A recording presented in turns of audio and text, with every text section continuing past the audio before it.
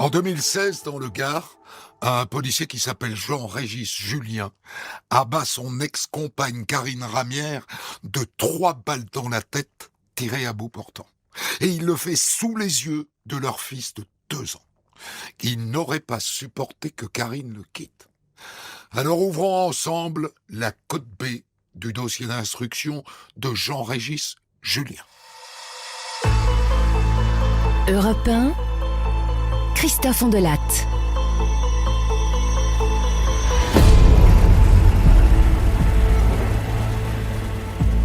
Dans le système judiciaire français, le dossier d'instruction contient un sous-dossier appelé cote B. Il rassemble les rapports des experts psychiatres, psychologues et de l'enquêteur de personnalité. Ouvrons l'un de ces dossiers. Ondelatte raconte. Cote B sur Europe 1. Le 27 février 2016, vers 11h30, sur la rocade sud d'Alès, dans le Gard, Jean-Régis Julien, un policier de 35 ans, prend en chasse son ex-compagne, Karine Ramière.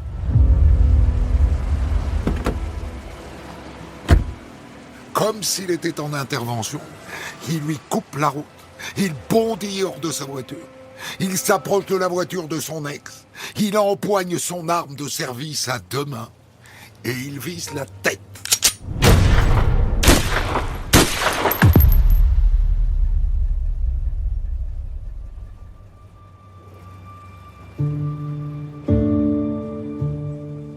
Karine est morte. Elle avait 24 ans. Leur petit garçon de 2 ans a tout vu, tout entendu. Il était à l'arrière de la voiture. Jean-Régis Julien le prend dans les bras et il va se constituer prisonnier au commissariat d'Alès où il travaille.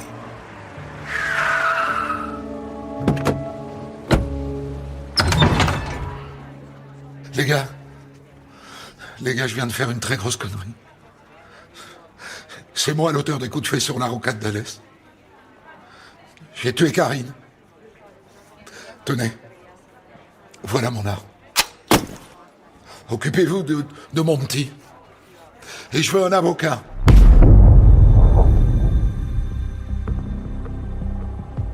Quatre ans après l'assassinat de Karine Ramière, Jean-Régis Julien est condamné à la réclusion criminelle à perpétuité. Il fait appel et il change d'avocat. Il sollicite Randall Schwerdorfer et Ornelas Patafora, rendus célèbres pour avoir défendu Jonathan Daval. On le rencontre directement à la maison d'arrêt de Nîmes, où il est incarcéré. On est impressionné par son apparence parce qu'il est très juvénile. Il est très affable, très sympathique. Et on n'a pas le sentiment qu'il a vraiment conscience de la gravité de l'affaire dans laquelle il est. On a le sentiment qu'il est complètement dépassé par ce qui vient de se passer, son procès, la condamnation qui a été prononcée. Il est dans l'incrédulité la plus totale.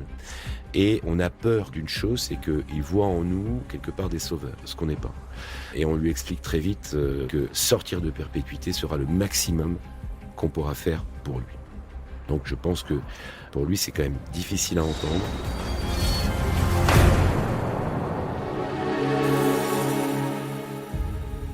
Code B59. Expertise psychiatrique des docteurs Monnier et Laillé. Le contact avec Jean-Régis Julien, 36 ans, s'établit facilement. Le discours est posé, calme. Il n'a pas d'idées délirantes, ni de troubles du discours. Pourtant, Jean-Régis Julien nous dit « Des voix dans ma tête me demandaient de tirer sur mon ex-compagne pour me soulager. »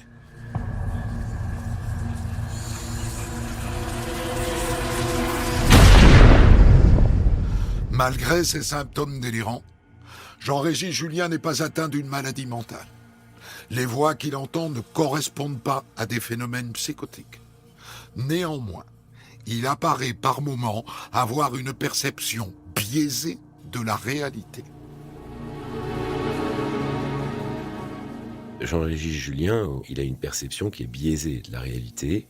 Il pense même au début qu'il va rester dans la police. Il veut faire intervenir son syndicat de police en disant « Mais ce que j'ai fait est grave en tant qu'homme, mais en tant que policier, je suis un bon policier et j'espère retrouver mon activité professionnelle en sortant de prison. » C'est-à-dire qu'il est très décalé de la réalité.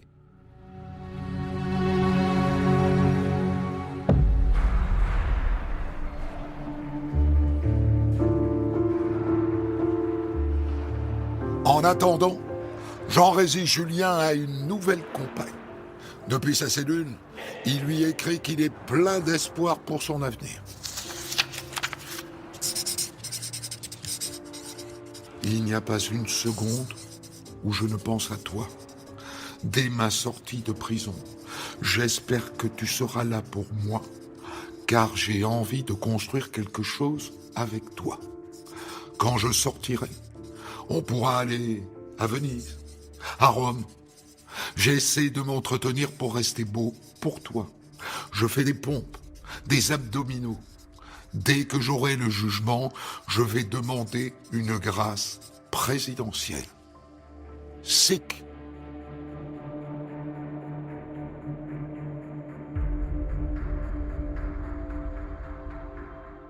C'est assez désarmant, pardonnez-moi l'expression, de lire certains de ses courriers où, pour lui, il se projette encore dans l'avenir en tant que policier, alors que pour nous, dès qu'on a lu le dossier, on sait que sa vie est terminée. En tout cas, sa vie professionnelle est terminée. Et que sa vie personnelle va être à l'écart de la société pendant de très très nombreuses années. Il est poursuivi pour assassinat. On lui reproche d'avoir pris son arme de service alors qu'il ne devait pas la prendre, qu'il n'avait pas l'autorisation de la prendre parce qu'il n'avait pas rempli le formulaire spécifique pour la prendre lorsqu'il était en civil et qu'il n'était pas en activité.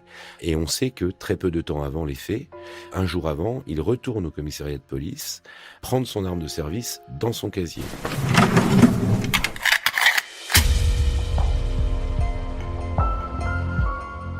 Bien, monsieur Julien.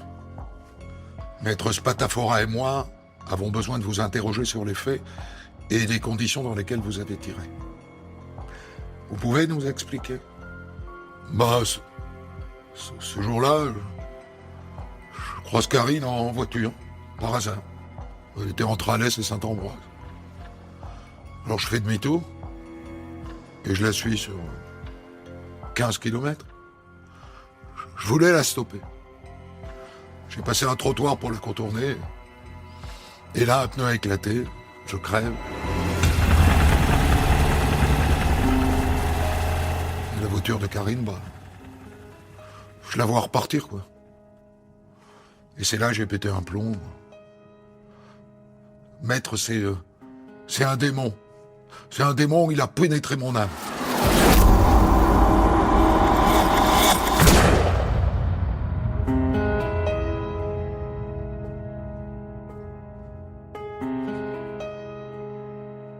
Le pneu qui a éclaté l'a complètement déstabilisé.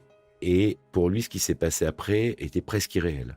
Il y a un avant ce pneu qui éclate et un après ce pneu qui éclate.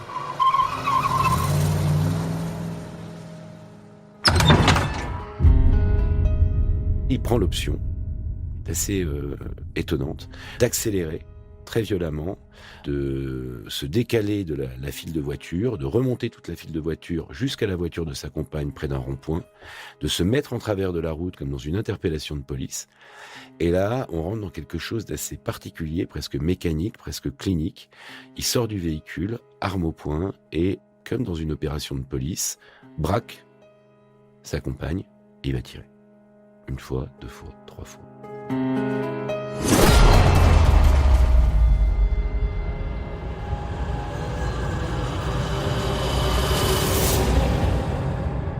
Et quand il a tiré, il comprend. Et là, il regarde, et là, il voit son enfant. Et il comprend que son enfant est là. Son premier réflexe, c'est de dire, faut tout de suite que j'enlève mon enfant de là, tout de suite que j'aille le mettre en sécurité. Alors que c'est lui qui vient de le mettre en danger avec ce qui s'est passé. Il a un prisme par rapport à la réalité qui est complètement déformé. Il ouvre la portière, il prend son enfant, il rentre dans sa voiture avec le pneu crevé et il fonce directement en direction du commissariat de police d'Alès. Et tout le monde est complètement sidéré par la scène qui vient d'arriver en pleine rue, en pleine journée, devant tout le monde à Alès.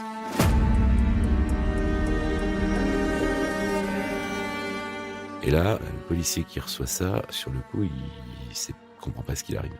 Et quelques secondes après, il s'assoit, là où s'assoit n'importe qui vient déposer plainte au commissariat de police. Il attend, avec son enfance, presque comme s'il s'était rien passé. Et puis le policier d'accueil, complètement incrédule, complètement abasourdi aussi, appelle un de ses responsables en disant « faut venir tout de suite, là, il y a un gros problème ».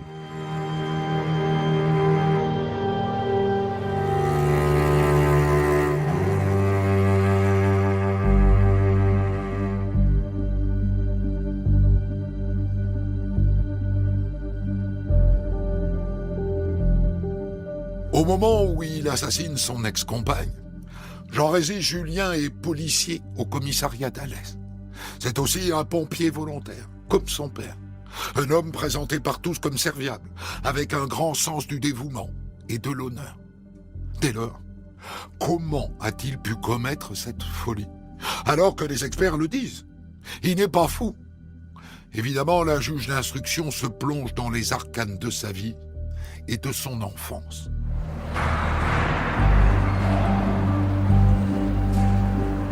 Quand j'arrive, il est déjà dans le parloir et il m'attend tranquillement. Karine Poulain, enquêtrice de personnalité. On sent qu'il a envie de cette rencontre.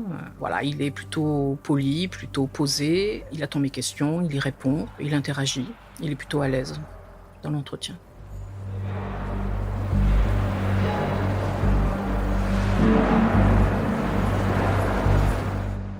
Il est sincère dans ses réponses. On sent qu'il élabore. Il m'évoque une enfance difficile en raison de l'existence d'un demi-frère qui a 3 ans de plus que lui, Frédéric. Le père de Jean-Régis ne supporte pas cet enfant, en est extrêmement jaloux et va faire obstacle à la relation mère-fils parce que sa mère, n'ayant pas le droit de câliner Frédéric, parce que le père de Jean-Régis est jaloux, eh bien, elle va s'interdire d'avoir le moindre geste d'affection envers Jean-Régis.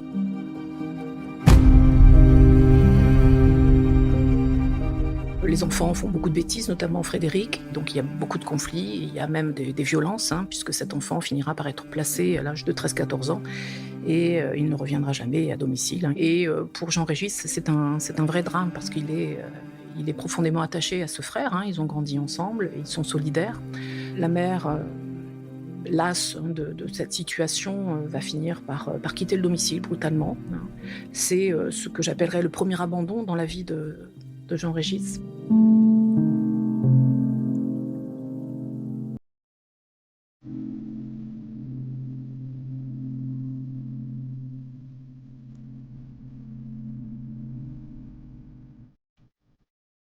Code B12. Enquête de personnalité de Karine Poulain. La mère de Jean-Régis Julien sombre progressivement dans la dépression. Les médecins lui diagnostiquent alors un trouble bipolaire. Elle séjourne régulièrement en hôpital psychiatrique, parfois pendant plusieurs mois. Jean-Régis Julien décrit un père ni affectueux ni démonstratif. Il dit qu'il était autoritaire et qu'il criait beaucoup. Il avait recours aux punitions. Mais néanmoins, il était présent pour les loisirs et lors des vacances.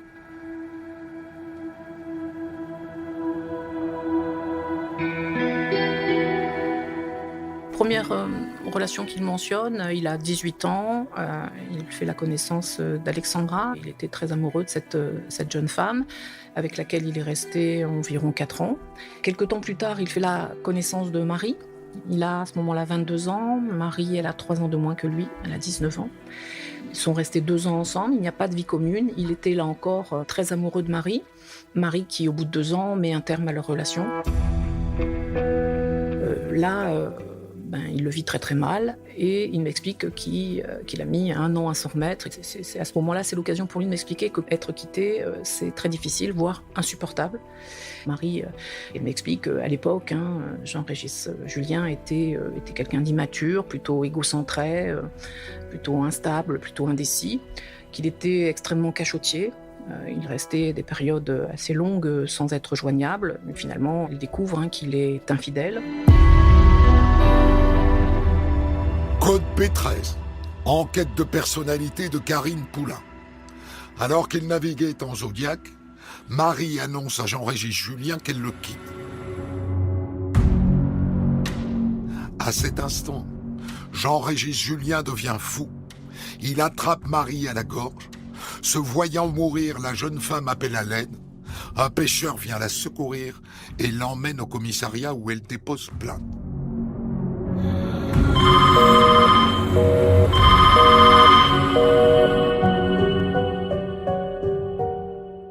Pendant un mois, Jean-Régis Julien harcèle Marie par téléphone et fait du chantage au suicide.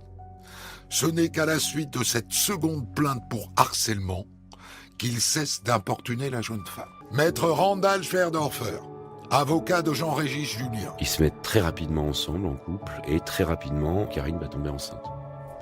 À partir du moment où elle va tomber enceinte, il y a des difficultés parce que lui ne veut pas d'enfant à ce moment-là, c'est pas dans ses projets. Elle veut garder l'enfant.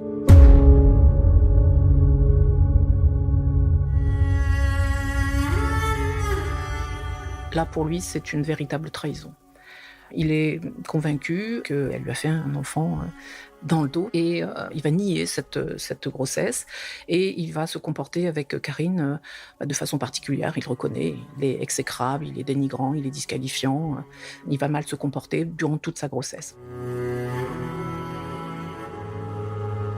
Il va avoir des aventures pendant cette période-là et il va déjà y avoir, au moment où elle est enceinte, je crois, une rupture. Première rupture, et puis ils vont se remettre ensemble, et puis de nouveau une rupture. Et c'est très passionnel et fusionnel, et l'enfant arrive trop vite. Beaucoup trop vite.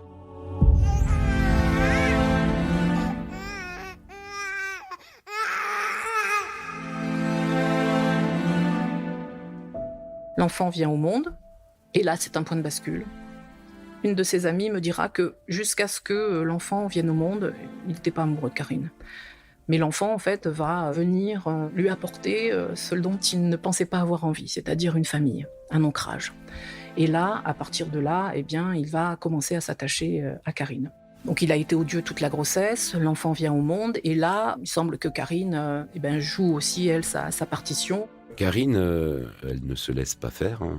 Elle a beaucoup de caractère, c'est une jeune femme dynamique qui travaille, indépendante, qui sait ce qu'elle veut, et elle n'accepte pas tout. Et quand elle n'accepte pas tout, y compris ses débordements, ses infidélités, elle peut être extrêmement dure avec lui, et lui considère que c'est elle qui lui fait du mal. Mais il n'arrive pas à conceptualiser que son comportement est une cause de souffrance pour cette jeune femme, et que sa façon d'exprimer sa souffrance est aussi une certaine agressivité verbale. Et pour lui, elle est méchante. Alors, elle lui reproche de ne pas se lever la nuit alors même qu'elle allait. Elle lui reproche d'être toujours fatiguée, de dormir beaucoup. Lui explique que pour pouvoir subvenir aux besoins de sa famille, il a 2 emplois, celui de policier et celui de pompier volontaire. Bref, la relation se délite et lorsque leur fils a 15 mois, eh bien, il explique que Karine le met à la porte.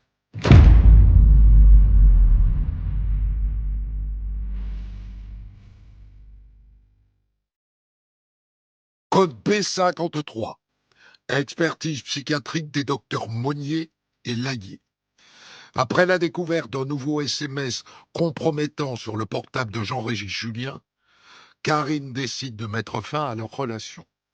Lui explique qu'il pensait pouvoir la récupérer. Devant le refus déterminé de Karine et son impossibilité d'accepter la rupture, il adopte des comportements d'insistance proches du harcèlement. Il nous dit « Je voulais lui parler, j'allais devant chez elle, je l'ai harcelée.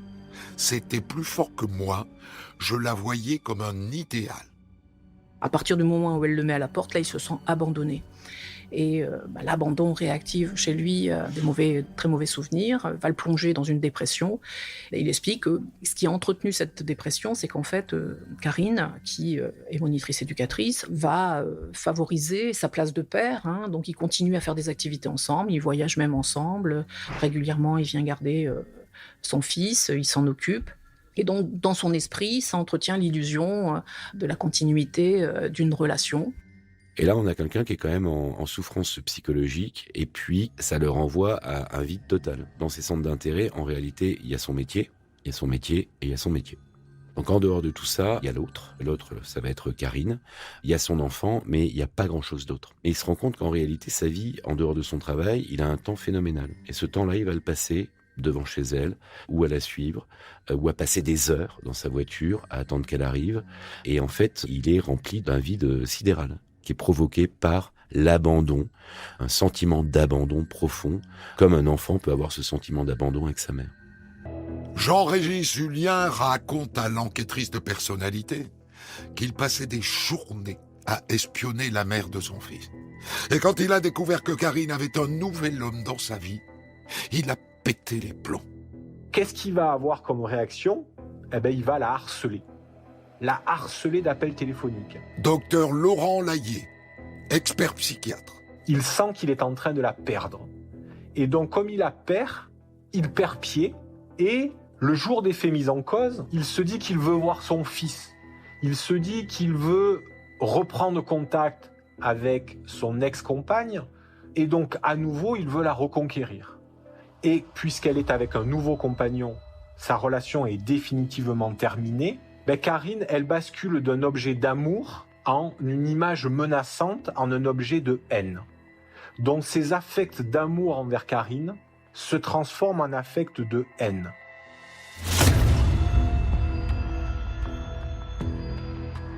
Et comme dans sa personnalité, il est dans l'incapacité de gérer cette frustration, comme il est dans l'incapacité de penser cette perte, alors qu'il croise sa compagne avec son véhicule et qu'il est confronté à cette réalité, il y a un niveau de tension qui apparaît et donc ces affects agressifs qui sont transformés en haine, ils se matérialisent à ce moment-là et donc il est incapable de mentaliser, de se représenter psychiquement ce qu'il se passe, il va l'agir.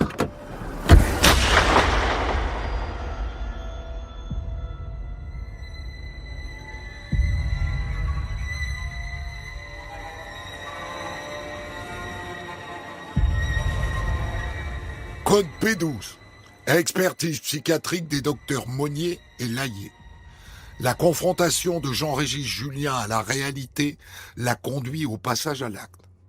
Mais d'autres facteurs liés à sa personnalité sont la cause de ce passage à l'acte. On relève notamment chez Jean-Régis Julien une immaturité psycho-affective, une dépendance affective, des traits passifs agressifs, mais également un égocentrisme qui ne lui permet pas de mentaliser la perte de l'être aimé. Quelqu'un qui vit une rupture, il peut dire j'ai mal. Pourquoi ? Parce que j'aimais cette personne et le fait qu'elle me dise que c'est terminé, il y a un deuil à faire. Et ce deuil à faire, il peut se faire par la pensée. Mais M. Julien n'est pas équipé pour ça. Pourquoi ? Parce que chez lui, les traits abandonniques sont au premier plan et l'immaturité psycho-affective l'est aussi, ce qui fait que dans ces situations-là, il est plus capable de penser. La pensée s'arrête. Et comme la pensée s'arrête, ça laisse la place à l'agir et à l'action.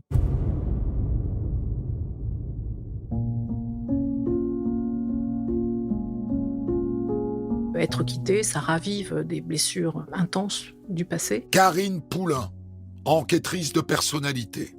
Et c'est pas possible pour lui d'être quitté, malgré le fait qu'il renvoie une certaine assurance de séducteur, d'homme à femme, quelqu'un qui doute beaucoup de lui. Et donc c'est quelqu'un qui se nourrit de la séduction, c'est-à-dire de ce que vont lui renvoyer les autres. Donc quand il est quitté, tout ça s'effondre.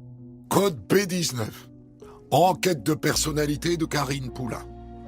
Jean-Régis Julien est unanimement dépeint comme un garçon gentil, affectueux, attentionné, câlin et doux par ses anciennes compagnes.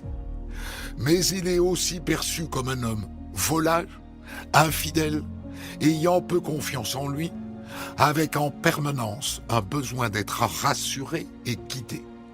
Il ne supporte pas la solitude. On est pour moi dans un crime qui n'est même pas possessionnel, qui est vraiment obsessionnel. Maître Randall Schwerdorfer, avocat de Jean-Régis Julien. Et à ce niveau-là, on est pour moi dans le trouble psychologique caractérisé. On est dans quelqu'un qui est rentré dans la zone danger dont certains s'en rendent compte dans son entourage, y compris sa dernière, entre parenthèses, petite amie qui se rend compte que là, il est vraiment dans l'obsession, sans plus aucune réflexion, avec ce côté d'un psychisme, d'un esprit fatigué et complètement à bout de souffle. Je suis d'accord avec le terme rumination, mais c'est à mon sens aussi un crime de possession.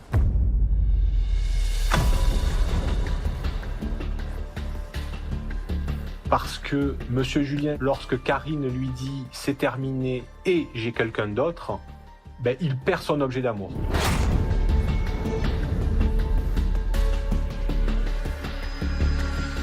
Donc perdre son objet d'amour, ça a à voir avec la possession. Mais ça a à voir aussi avec la rumination. Parce que au moment où il est en train de la perdre, parce que le moment où il est en train de la perdre, c'est pas quelque chose qui dure 1 minute ou 2 minutes. C'est quelque chose qui s'étale sur des jours, c'est quelque chose qui s'étale sur des semaines.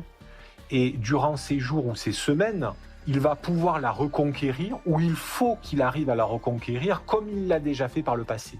C'est une idée qui tourne et qui tourne sans cesse, et qui finalement n'a d'autre résultat que de faire monter son niveau de tension et ses craintes d'abandon.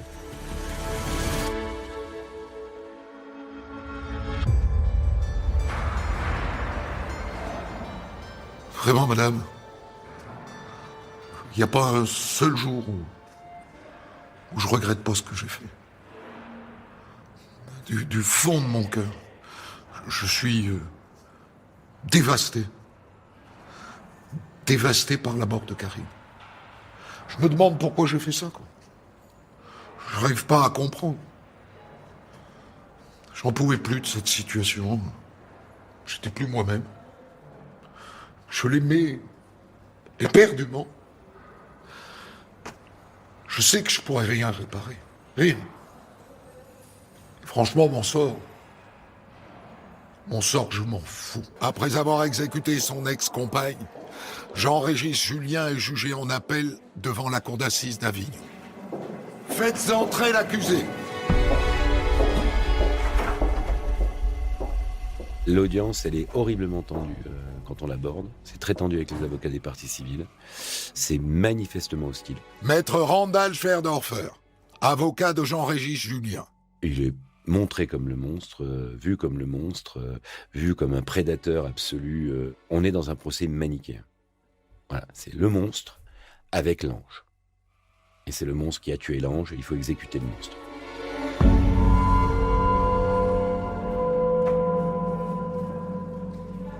Et en parallèle de ce procès, eh bien, on a le procès d'Ouib. Et plane l'ombre du procès d'Ouib pendant tout notre procès devant la cour d'assises d'Avignon. Est-ce qu'on en parle ? On en parle dans la presse, mais on en parle dans la salle d'audience. C'était le 3 mars 2019. Cette maman de 2 enfants âgés de 34 ans était tuée par balle par son ex-compagnon, malgré 6 plaintes et 5 mains courantes déposées. 3 jours avant sa mort, elle avait même demandé à la gendarmerie de le désarmer. L'affaire avait eu un tel retentissement qu'elle avait débouché sur le Grenelle des violences conjugales.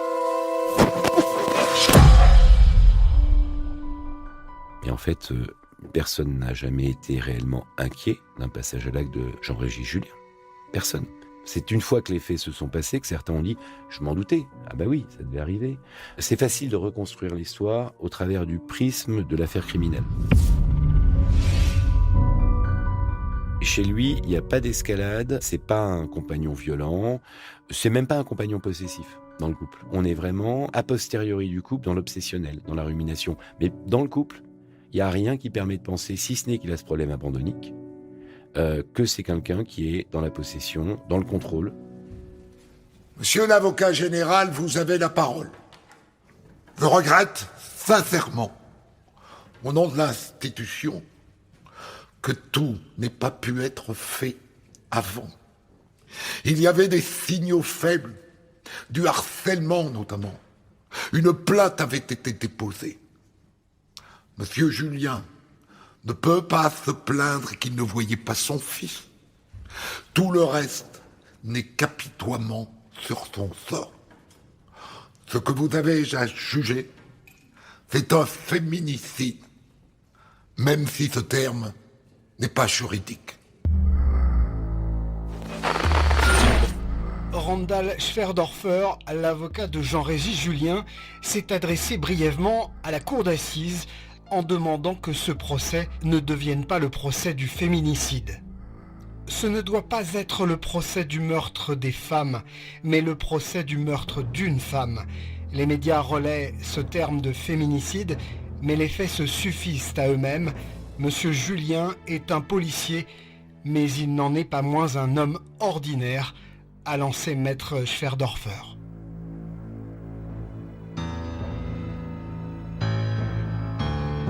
Ah, c'est clairement un féminicide.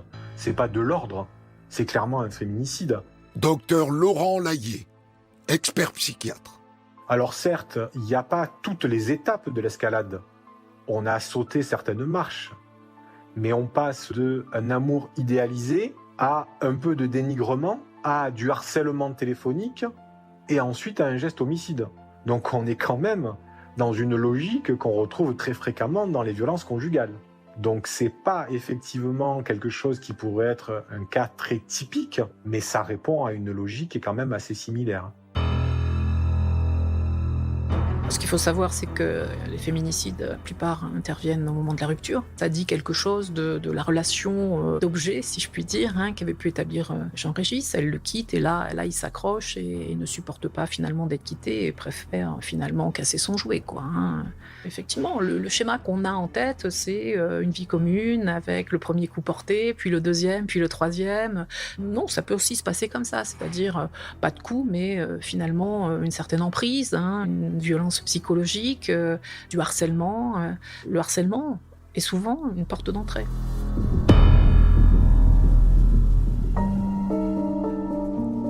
Monsieur Julien, 5 jours après les faits, vous avez envoyé une lettre à vos parents depuis votre cellule. Et je me dois de la lire à la cour pour nous éclairer sur votre passage à l'acte. Je lis. Chers parents, j'ai craqué. Vous savez combien elle était horrible avec moi. Je n'étais plus moi-même. J'ai vu rouge. Elle a brisé mes rêves de famille avec mon petit. Elle a brisé ma vie complètement. Mon fils n'a pas mérité cela, le pauvre, mais sa mère m'a poussé à bout. Elle m'a poussé à bout. Si on voit la structuration de la phrase, elle, c'est le sujet, il est grand, et lui, il apparaît comme le M apostrophe. Donc c'est tout petit dans la phrase. Donc cette phrase, elle est extrêmement parlante. Elle, c'est elle qui est à l'origine de tout. Moi, je suis juste la petite victime qui finalement a subi ces assauts qui m'ont fait que je suis à bout. Dans mon expérience, c'est quand je rencontre les détenus, effectivement, ils sont dans cette représentation-là, dans cette idée-là. Mais 2 ans plus tard, aux assises, ils ont bougé quand même. L'homme, la femme que je rencontre, elle a cheminé. Elle est capable de dire aux assises et d'assumer ses responsabilités. Mais non, il n'a pas vraiment changé. Alors voilà, je pense que Jean-Régis s'est enfermé dans son scénario.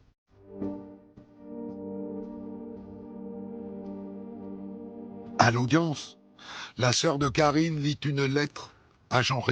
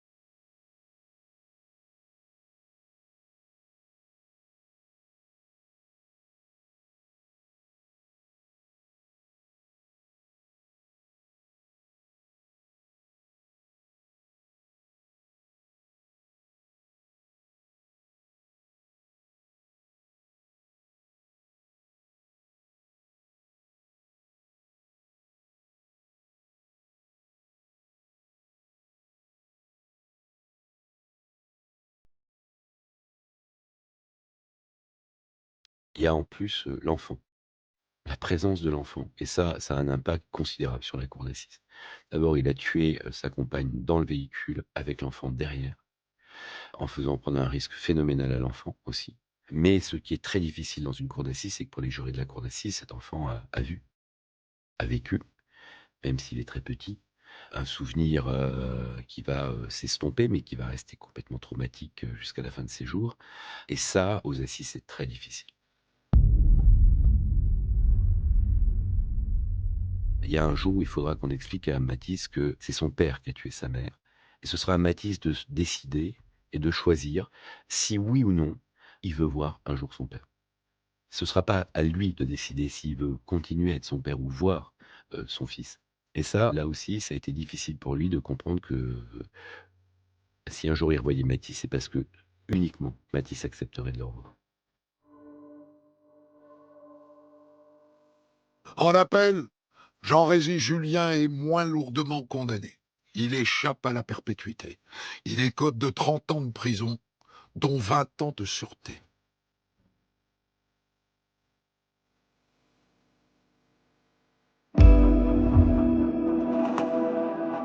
C'était On de la raconte dans sa version psy. Rédaction en chef Guillaume Maury. Enquête aujourd'hui de Vincent Deby. Réalisation Mathieu Fret. Retrouvez On de la raconte Code B tous les vendredis et samedis dès 6h sur votre plateforme de podcast.